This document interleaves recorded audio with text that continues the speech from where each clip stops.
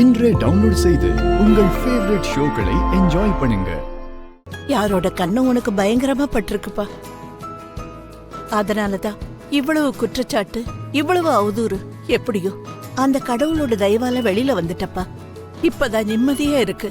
பாட்டி, கடவுளால இல்ல பாட்டி, இந்த வீட்டு மருமக லட்சுமி அண்ணியால தான் வெளியே வந்திருக்காரு.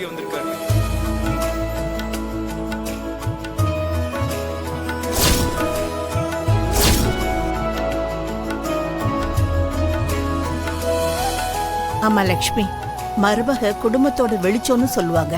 அதுக்கு ஏத்த மாதிரி அது உண்மைன்னு நிரூபிச்சிட்டமா. உன்னோட இந்த முயற்சியால எங்க எல்லாருக்குமே மன நிம்மதி கிடைச்சிருச்சுமா. என்ன பாட்டி இதெல்லாம்? அண்ணிய மட்டுமே பாராட்டுறீங்க, அப்ப எனக்கு எந்த பாராட்டும் இல்லையா? இதுல நீ என்னடா பண்ண?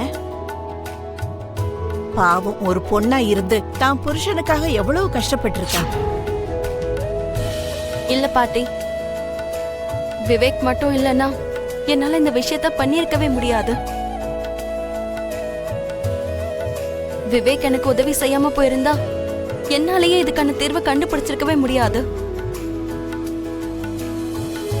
ஒரு விதத்துல பார்த்தா விவேக்கால தான் இது எல்லாம் சாத்தியமாச்சு.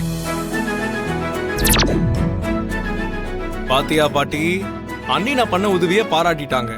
ஆனா உனக்கு தான் என்னோட திறமையை பத்தி எதுவுமே தெரியல. சரி விடுடா, நீயும் லட்சுமிக்கு அணில் மாதிரி உதவி செஞ்சிருக்க, ஒத்துக்குற.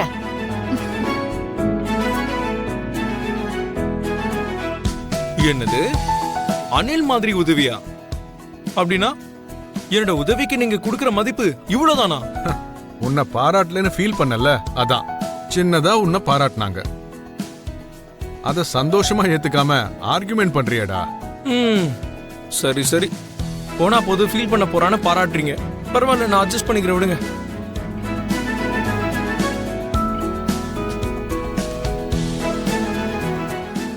எல்லாரும் இப்படி சந்தோஷமா திரும்பவும் எப்படி இருக்க போறோம்னு நினைச்ச லட்சுமி, இருள்ல மூழ்கி இருந்த வீடு திடீர்னு சந்தோஷத்துல வெளிச்சமா மாறியிருக்கு.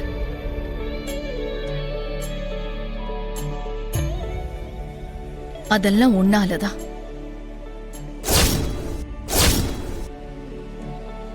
Thank you so much Lakshmi.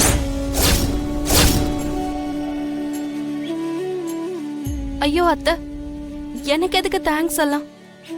என் புருஷனுக்காக நான் எவ்வளவு வேதனைப்பட்டனோ அதே மாதிரி உங்க மகனை நினைச்சு நீங்களும் பதறி போயிருப்பீங்க. அந்த வேதனை எவ்வளவு பாரமா இருக்கும்னு எனக்கு தெரியும் அத்தை. அதனாலதான் என்னோட கடமையா நினைச்சு எனக்கு தோணுனதை நான் பண்ணேன். எது எப்படியோ நாங்க எல்லாரும் கனத்த இதயத்தோட இருந்தோம். இப்ப சந்தோஷமா இருக்கோம். வேதனையான தருணங்கள் எல்லாம் ஒரு நிமிஷத்துல ஆறுதலா மாறிடுச்சு. ரொம்ப சந்தோஷமா இருக்கு லக்ஷ்மி.